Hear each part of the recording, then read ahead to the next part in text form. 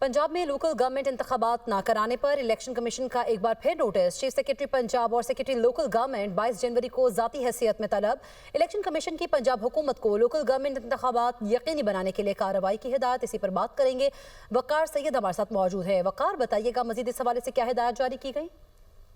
जी बिल्कुल, देखें, गुज़श्ता साल जब इलेक्शन कमीशन और पंजाब हुकूमत में बामी इत्तेफाक राय से जो इंतखाबात थे मौखर किए थे, तो उसमें कुछ टाइम लाइन जो है वो मुकर्रर की गई थी और उसके मुताबिक पंजाब हुकूमत ने कोई रूल्स और उससे मुतल्लिक कुछ दीगर कानूनी तकाजे पूरे करने थे। ताम इलेक्शन कमीशन की जानिब से गुज़श्ता रोज एक लेटर भी जो है वो पंजाब हुकूमत को अरसाल किया गया और उसमें शिकवा किया गया था कि जो मामला तय हुए थे जिससे मुतल्लिक यकीन दहानियां पंजाब हुकूमत ने कराई थी उसको फिलफुल नहीं किया गया।